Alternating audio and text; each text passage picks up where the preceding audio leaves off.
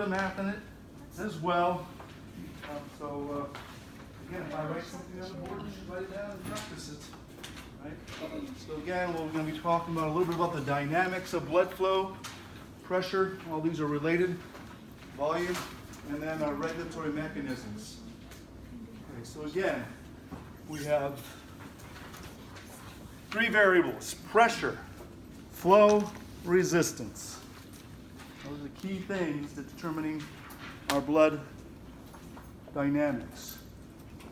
We're going to be talking about regulating blood pressure. And of course, that's pretty much done through vasoconstriction and vasodilation. Okay. A couple things right out of the gate to make sure we understand. Vasoconstriction is an active process of stimulating the smooth muscle in the blood vessel. Where is that smooth muscle found? Tunica media. Okay? And again, remember, an artery has more of that than a vein because that's what's going to be controlling where the blood flow goes. So, for vasoconstriction, the smooth muscle contracts, decreasing the lumen of that blood vessel. Vasodilation is passive in the sense that for a blood vessel to dilate, we inhibit the smooth muscle. We don't allow it to contract, therefore it dilates. What's causing it to dilate?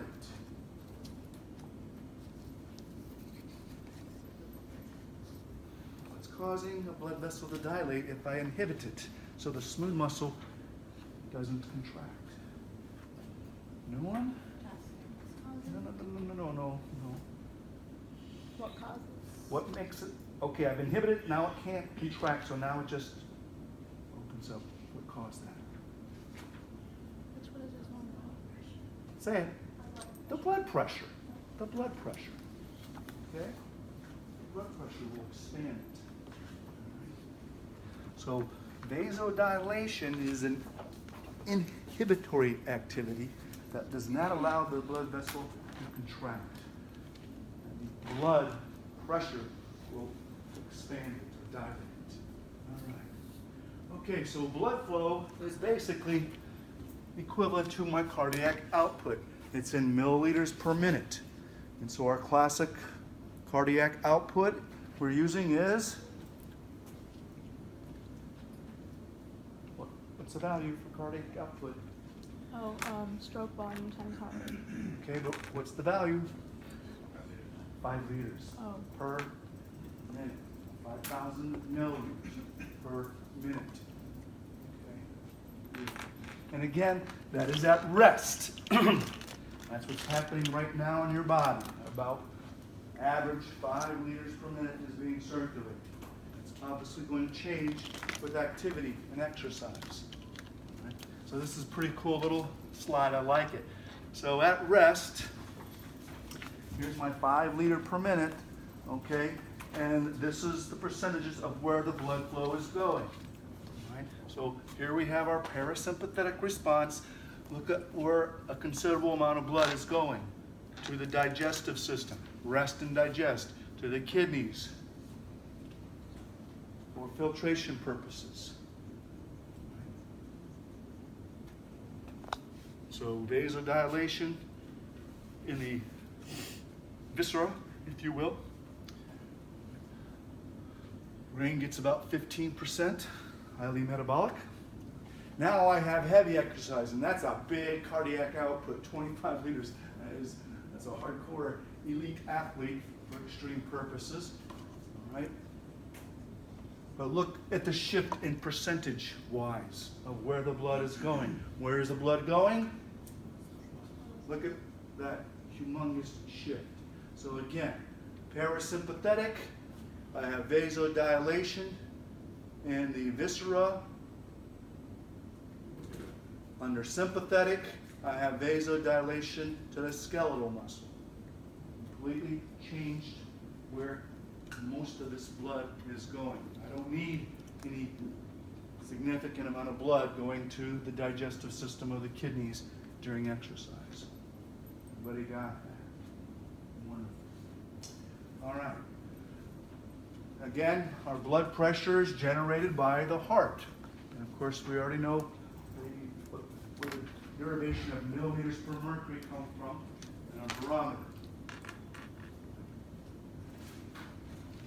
We have blood pressure, hydrostatic pressure due to gravity, and the skeletal pump. Those are all assisting the heart for blood flow. Again, the heart really just pumps it out, and the blood makes its way back through other mechanisms, as we're going to see. Again, I want you to think of blood flow just like you would diffusion. We're going to go from high pressure to low pressure. High pressure to low pressure. So, we have some numbers here just to show you. Again, here is your formula that you have to know. I'm not going to give it to you because I think it's fairly simple. Flow is equal to delta P. Delta means difference or change. P is pressure. That refers to the difference between pressure at point A versus pressure at point B. And that is inversely proportional to resistance, what's dragging this flow. So delta P is directly proportional to flow. If I have a larger delta P, I have more flow. So our first example, I have 90 at one end, 10 at the other. My delta P is 80. That's significant delta P to have good blood flow. These numbers are not just arbitrary. This is your average blood pressure coming out of the aorta. And this is your blood pressure at the vena cava. So those aren't arbitrary. So the vena, this is your average blood pressure at the aorta. This is your average blood pressure at the vena cava. And that results in our normal flow of 5 liters per minute. If I decrease my pressure, I decrease the flow. If my delta P is 0, I have no flow. And again, these are all relative. So I could have a delta P of 80 by having my blood pressure here at 180 and here at 100, which is what you'd have with somebody that would have high blood pressure, hypertension. What's my problem with that? What do we do? Vessel walls. Yeah, it's probably going to put some work on the walls, but we went over this in class. If I have this going on, what's my real big problem? Well, this is high blood pressure. What's being affected? Thank you. It's overworking your heart. You're going to generate higher pressures to maintain that 5 liters per minute. Beautiful. Again, I mentioned that this is your average blood pressure out of the aorta because we know that it varies from systolic to diastolic, from 120 to 80. So the average is around 90. We'll talk more about that in a second. So we have pulse pressure. It's going to vary between 120 and 80 because of the ventricles, but once it gets past our arterioles and into the capillaries, there's no more pulse anymore. It's just constant flow, constant flow. That's why you don't feel a pulse on veins. You have to find an artery to get a pulse. So again, your flow is, again, directly proportional to the gradient, delta P, from point A to point B. It's inversely proportional to resistance.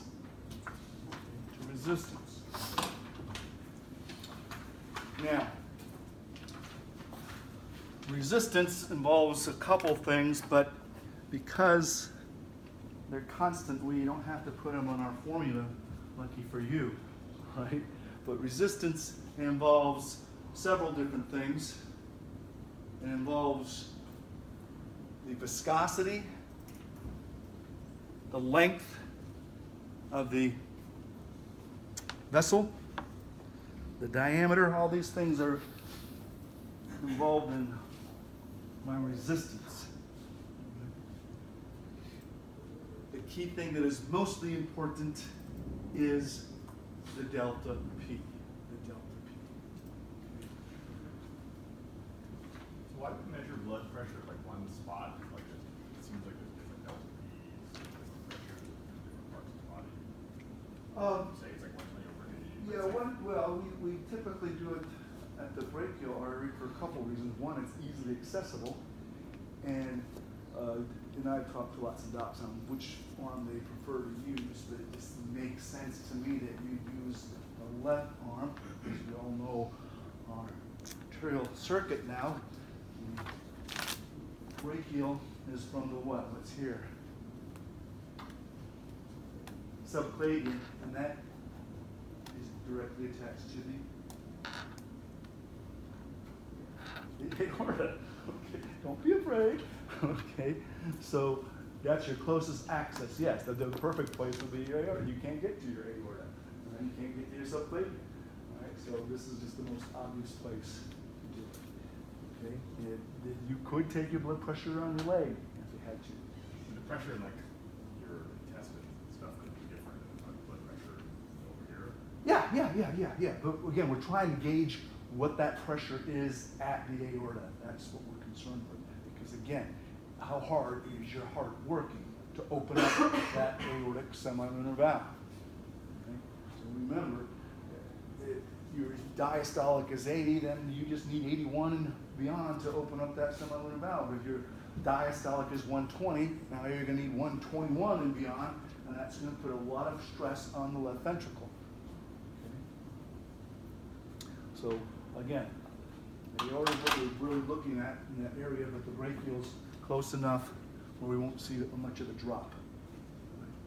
Okay, so the resistance factor is the viscosity.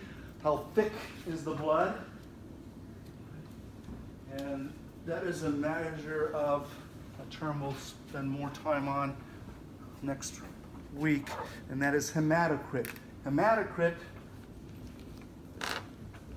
is the percent of your blood that is red blood cells. Red blood cells. Okay. For an average, and we'll look at more of that when we get into the blood stuff, but for right now, a good average would be 45%.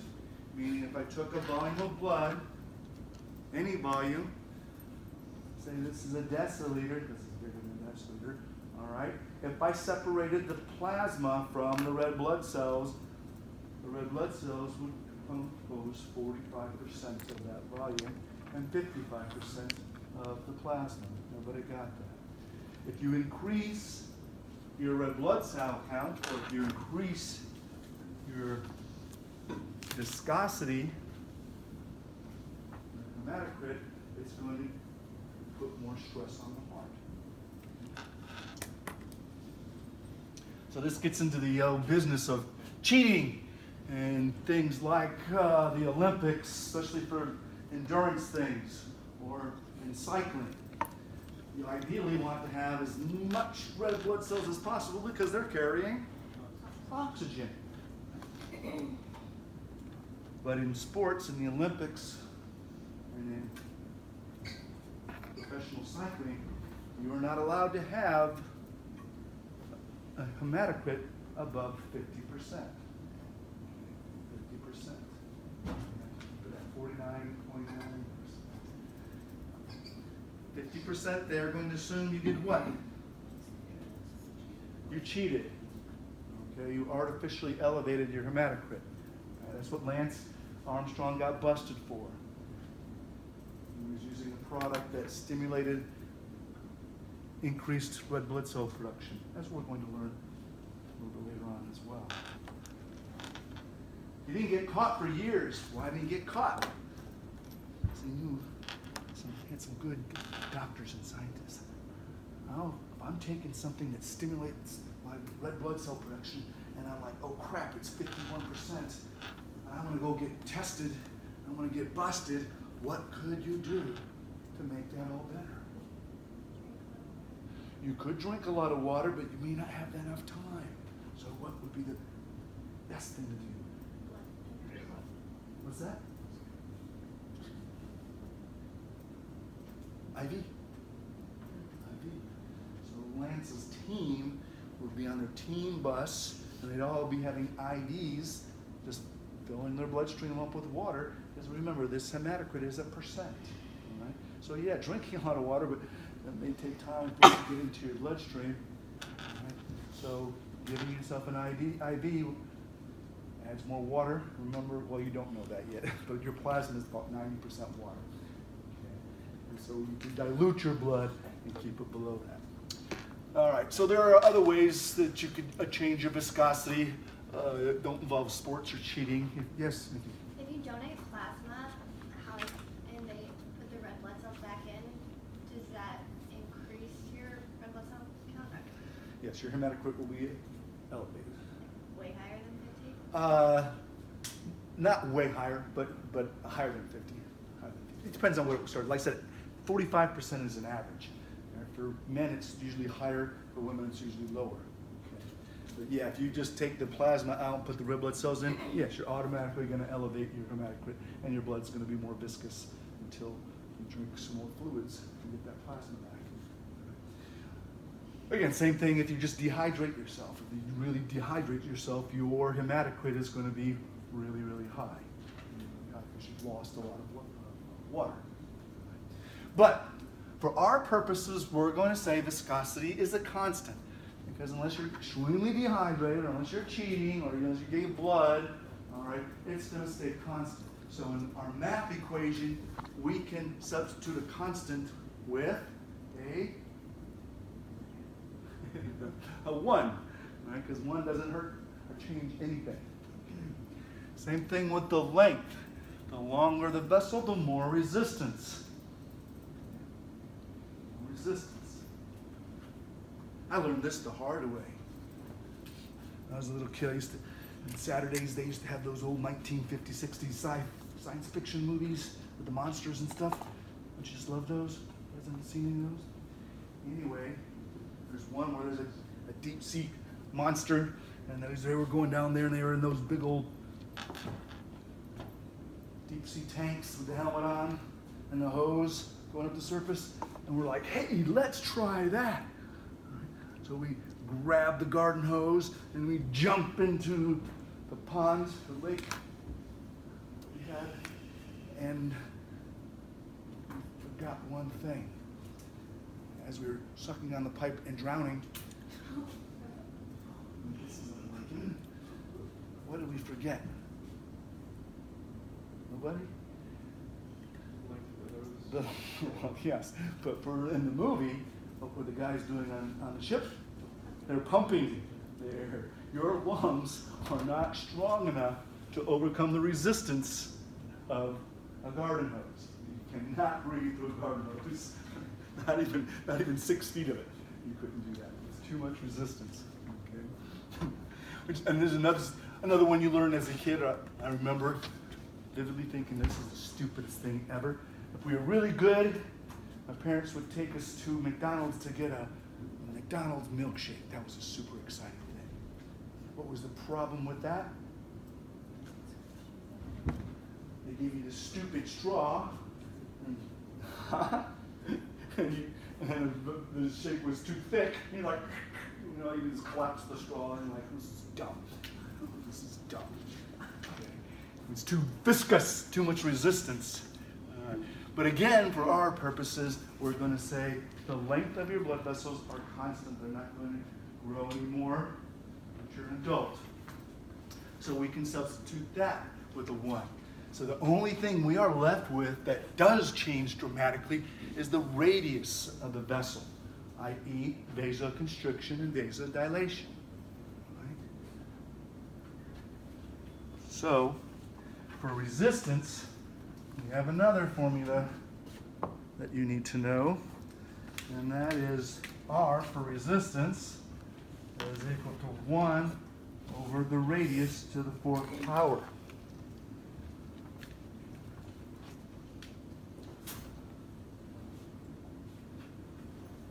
Now again, I'm not going to go into the math of that physics. It's just a standard equation. What you have to do is the simple math. So what I mean when we calculate for resistance is if I have, we'll use simple numbers for you. So if I have a blood vessel that has a radius, and again radius, okay, half the diameter, of 1 millimeter, okay, everybody with me? 1 millimeter. And I reduce it, vasoconstriction, to 0.5 millimeters. How much resistance did I create? Well, I put my R value, radius, of 0.5 in here. And you guys will need to do this. And then 0.5 to the 4th power, or 0.5 times 0.5 times 0.5 times 0.5 gets me, anyone? Anyone? No one's going to look it up? I expected all you to do this, to be quite frank. Sounds correct. 0.0625. I take that and I divide it into my 1, and I get what? Divide that value into 1, and you get 16. So you would increase your resistance 16 times. 16 times. So if we were looking at a part of the body where blood flow is, say, 400 milliliters per minute, particular organ, who knows? Okay. Let's say that this is my kidneys. Okay. That's a little bit low, but that's fine. Okay. So this is the blood flow to the kidneys. And now I go into a sympathetic response and I have vasoconstriction at the kidneys. I don't need blood flow. So I decrease my blood vessel by half to this. So basically, I've increased my resistance 16 times. So I divide 400 by 16 and I get a value of 25 milliliters. Oops. So I greatly reduce the blood flow to the kidneys by reducing the blood vessel diameter by half. Why is it 4th power to the 2 squared? It's physics. Like how gooey the stuff is? Or like, it's like the area. That's just a constant formula to determine resistance. Okay, so it's R, the any value to the 4th power over 1. And 1 has several different things, but we are calling them constant for us. Remember, the viscosity and the length would be where the 1 is, but since they're constant, we can substitute 1. For our situation, if you were doing physics and viscosity wasn't, you have to have a value for the viscosity and a value for the length of the vessel that you're involved in. Okay. So again, what I want, don't let the math scare you. What I want you to get is changing the diameter, or the radius, I should say more precisely, significantly changes the resistance. Conversely, and I'm trying to keep these numbers, here I am at my 1 millimeter, and I have vasodilation, like say this is to the skeletal muscle. So now it's 2. I've dilated twice its size. Then what you do is put the new radius in, which is 2, and 2 times 2 times 2 is 16.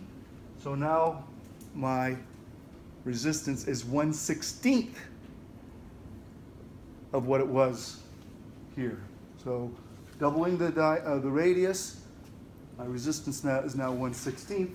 So you multiply this number, and so this would be 16 times 400, which would be whatever, a lot.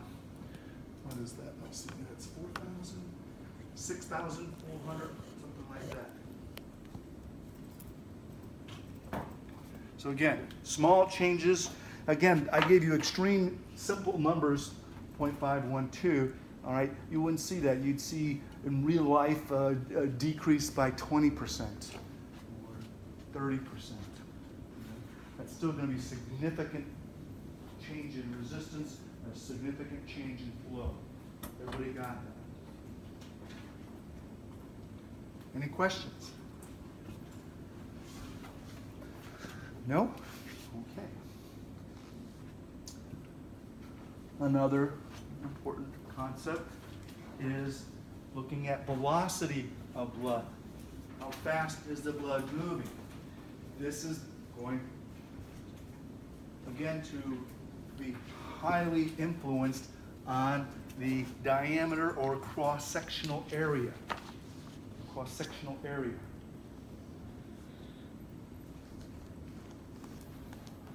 And this goes in both directions. So if I have a small cross-sectional area and I enter a much larger cross-sectional area, the flow is going to slow down.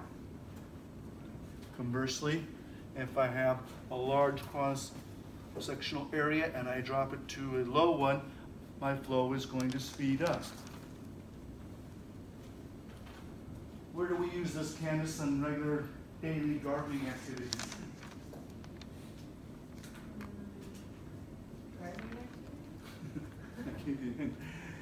This concept. When you turn the hose, there's certain settings you can. Okay, if you want to get fancy, what if you're poor? What are you going to do? You're going to put your finger over the hose. Yeah, that's what you did. You went from large cross-sectional area of the hose, you put your finger over it. Now it's small, and so you increase the velocity and it goes farther. Very good. Do we have any blood vessels that look like this? Did you see any on Monday that looked anything like that? No, you did not. No, you did not. But we have something that is equivalent to that. And that is the fact that on the arterial side, we go from large artery, branching out to smaller arteries, branching out to arterioles, branching out to capillaries. If you add all the cross-sectional areas of each capillary, it's going to give you a large cross-sectional surface. Does everybody see what I'm talking about? Okay. So again, from a different perspective than this, so you get it. So if here's my aorta, the cross-sectional area, and then I branch and branch and branch and branch, and now we're looking at it from across. I have lots and lots of capillaries. I'm not going to draw a bunch of them, but if I have a bunch of capillaries, thousands of them, thousands of them, thousands of them, this area is going to be much larger cross-sectionally than the aorta. Does everybody got that? The real numbers are here. Your cross-sectional area for your aorta is about 2 square centimeters, about that big. Okay? If you add up all your capillary cross-sectional areas, you get 5,000 square centimeters. 5,000 square centimeters. So again, that would be the equivalent of going from small cross-sectional area to large. Imagine this being all capillaries. That's going to slow down my blood significantly. The blood shooting out of your aorta is going at pretty amazing, over 30 centimeters per second. Wow, just shooting out. Okay. By the time the blood flow gets to your capillaries, to your tissues, it's just a centimeter per second. And of course, I want that. Why? To maximize the time for diffusion. O2 going into the tissues, CO2 coming out of the tissues into the bloodstream. So again, we slow down my blood flow at the capillary level so I have plenty of time to have that exchange.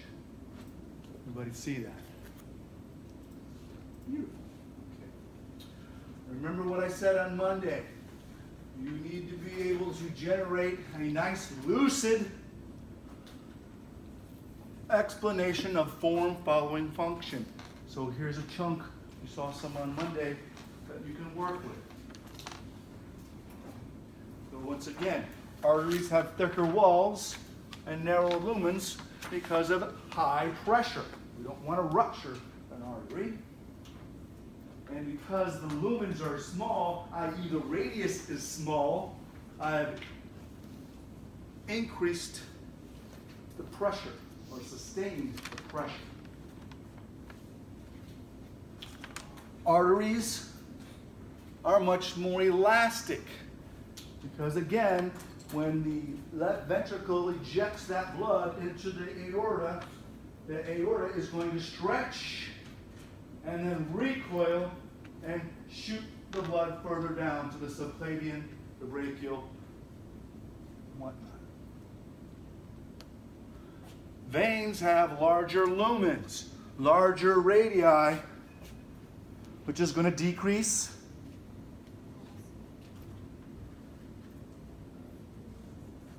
this is my formula, okay?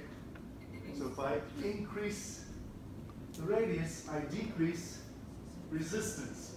And I have to have low resistance in the veins because the pressure is really low. By the time it gets to the vena cava, it's 10 millimeters. Right? So I have nice, large, wide open lumens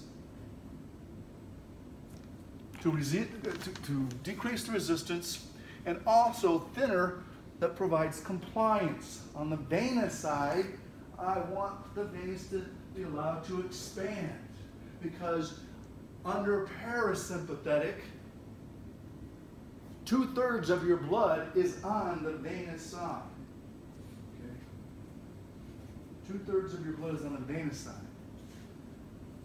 If you start exercising, you're going to have that venal constriction to force the blood to the arterial side. Okay? So we consider the venous side to be a reservoir for blood, and compliance allows our veins to expand to hold that blood. And again, capillaries have very small diameters to allow individual blood cells to pass, again, for the sake of efficiently unloading oxygen and picking up CO2.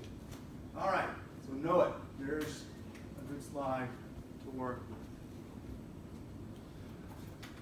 Like I said, your arteries have a lot of elasticity, a lot of muscle, because they're involved in A, propelling blood, and B, controlling the blood flow. So they are elastic because, again, we have this ventricular contraction. Boom, I eject the blood. Here's my aorta. It expands, okay? It can't go backwards. Why?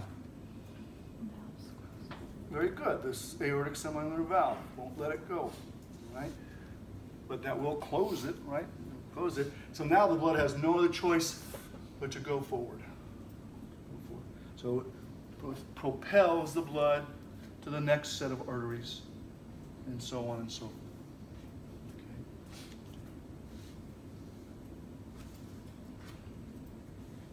Okay. The muscle is used for vasoconstriction and vasodilation.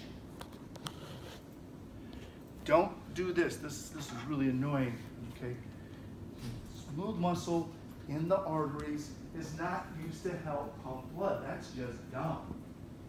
You don't have your arteries pulsating like that, right?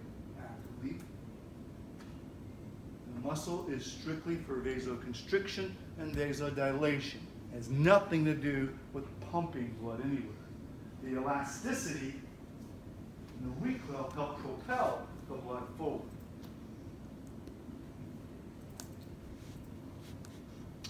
Your arterioles are significant here is because this is where really most of the control of where blood is going. Right? The arterioles still have smooth muscle. They're small. We have a huge drop in pressure. You can see here's the aorta. Again, there's that average around 90. And then as soon as it gets to the arterioles, it drops significantly. Drops significantly.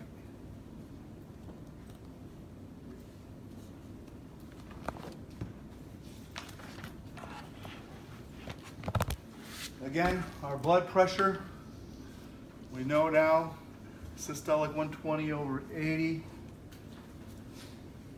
My doctor friend's saying they're driving that down, so the new numbers are going to be, anyone? 110 over 70, very good.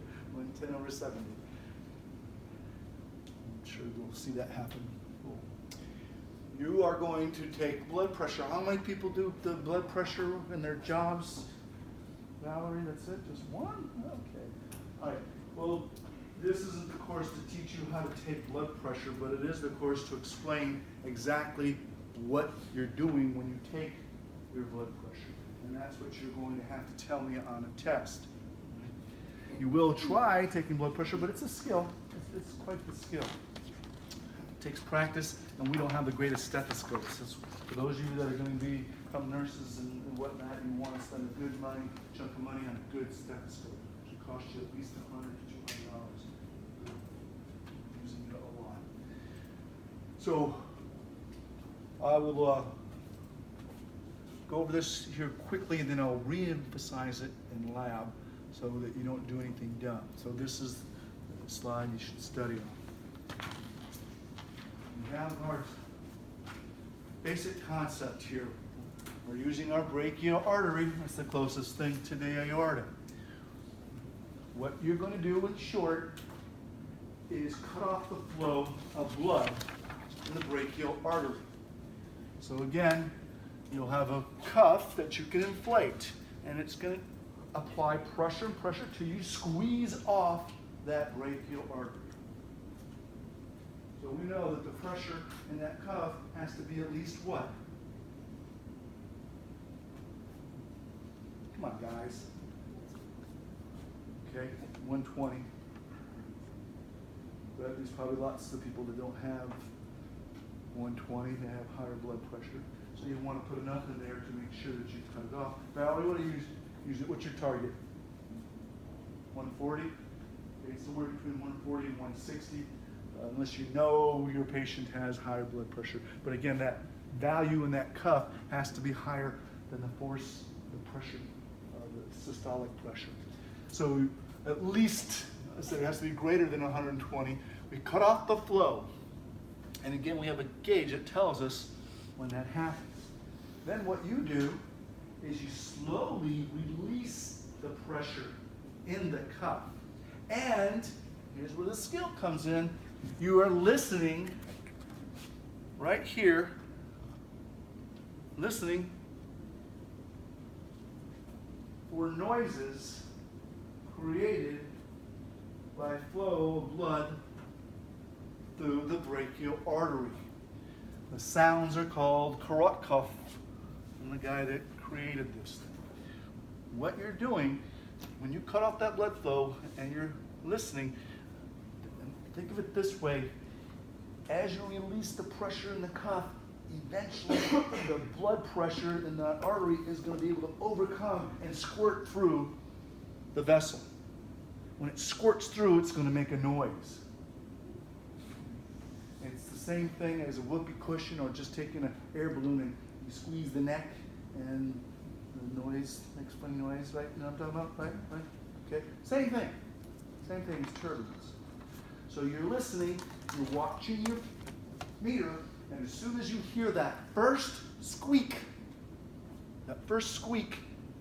that is your systolic pressure. And then every time the heart contracts, you're going to get another squeak as blood flows through there. Eventually, the pressure in the cuff, remember it's constantly decreasing, is going to be low enough where my brachial artery is completely round now and no noises can be heard And here's the tricky thing. So, it's a little practice. The last sound you hear is your diastolic. The first sound is your systolic. The last sound is your diastolic.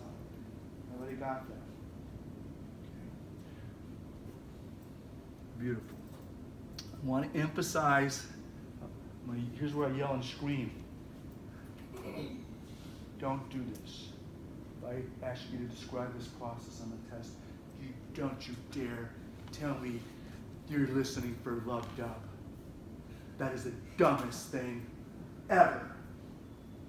You're not listening. What are lub dubs? They're closing of the valves. You are not listening to your valves on your arm. If you put a stethoscope up to your arm right now, what are you going to hear? Nothing. Nothing. You created those sounds by squeezing the brachial artery. Some of you are probably off in La La Land, and you're going to put that on your test, and I'm going to grade you harshly on it. Because that would be embarrassing. If any of my students went to a nursing program, and they said, oh yeah, we're listening to lub dub here. It's just dumb. Okay. I'll emphasize that. Again, the noises will change. That's not as big as the fact that that first one you hear is systolic, the last is diastolic. Okay. So there's that silence. Okay, you have, again, this 120 over 80. It's a pulse pressure. It does disappear as it goes farther down to the arterioles. Our pulse pressure is going to be the difference between the systolic and diastolic, and that is going to be on our average of 40. Okay, what do we use that for? Well, earlier we talked about the average pressure at the aorta versus the pressure at the vena cava. Well, I can't use 120 over 80 for a single value, so I come up with what is called mean arterial pressure, MAP, mean arterial pressure.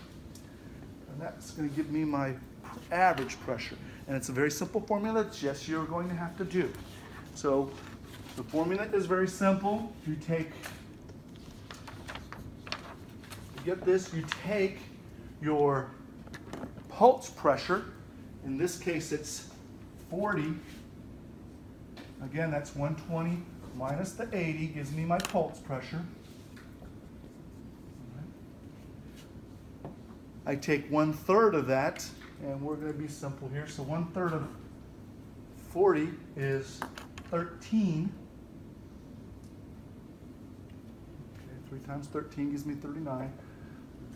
Don't want to be really hardcore. You can do that forever. Okay. Then I take this value and add it to my diastolic pressure. And I get around 93. And that is your mean arterial pressure. And of course, this is going to vary if you don't have perfect 120 over 80. So let's see if you guys can give me, what is the MAP for somebody that has a blood pressure? I'm going to give you really easy numbers of 160 over 100. What's the mean arterial pressure?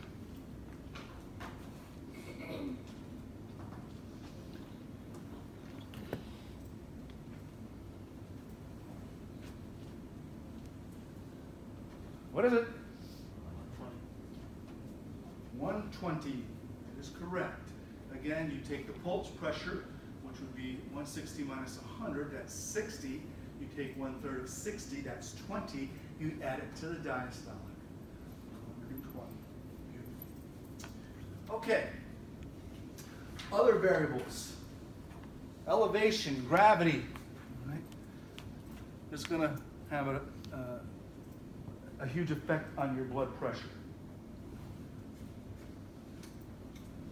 Again, this is hydrostatic, refers to water or your blood and force of gravity.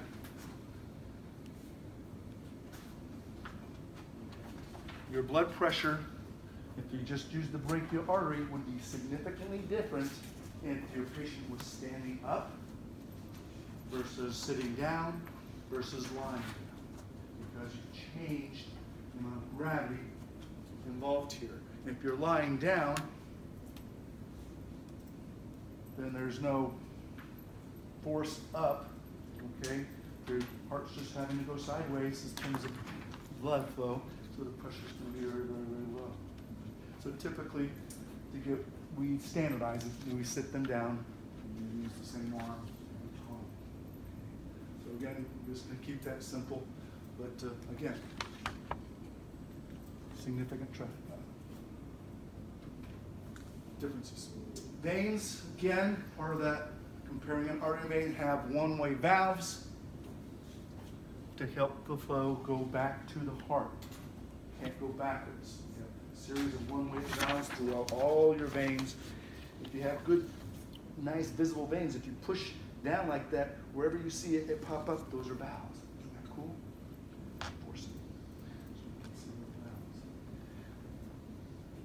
As I said before, your heart can't generate enough pressure to circulate it like a water pump. It pumps it out and hope that it gets back from different mechanisms. For the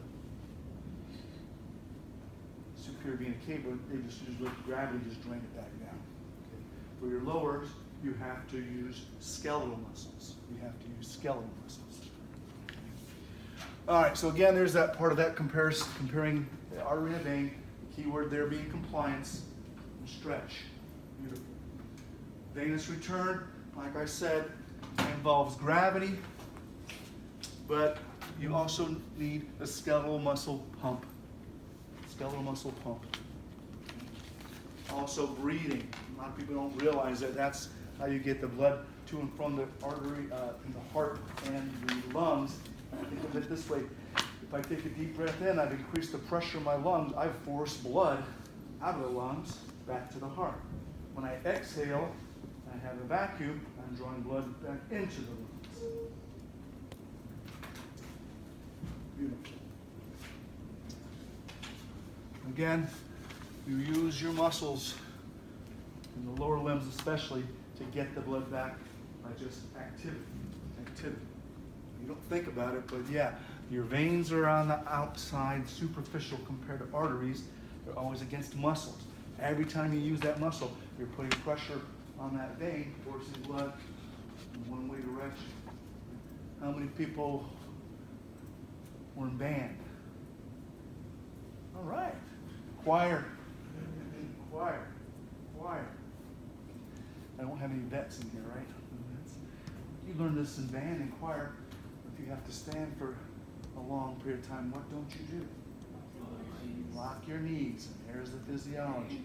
When you lock your knees, you are no longer using these muscles for much of anything, and so now there's no way for that blood to get back to your heart, so eventually you're going to starve your heart out for blood. It won't have enough to get to your brain, and you pass out. So that's the science behind that. And if it's a warm day, it's even worse, because you also have vasodilation. So all your blood's going to pool over there. Yes? Like some people, they're called not resistance bands, but they're literally constricting. So let's say, I see it at the gym all the time. Yeah. If they're working out, they're wearing like basically constriction. Bands, yeah. So what do you think about those in general? It's just another one of those gimmicky things. They don't make your muscles grow? No, why would they? No. I don't understand why anybody would wear a restriction thing, because basically what are you doing? Well, they said the science behind it, if you restrict the blood flow to that area, it's going to pump it. I don't know. Yes. I always heard it, so we had a discussion about this one time. Oh, yeah? With the trainers, and it was people, it was more like the bodybuilding culture. They were trying to get vascularity. So the thought was if we can restrict it, and the blood vessels have to pump part of the muscles in it, then the vascularity would show up better without the restriction. Yeah, no. Right? No, this is a true thing that we're going to call here. Because I used to give a whole lecture on what actually physiologically changes when you get in shape. And one of the key things, believe it or not, is when you exercise, you can grow more capillaries because you have a more increased demand for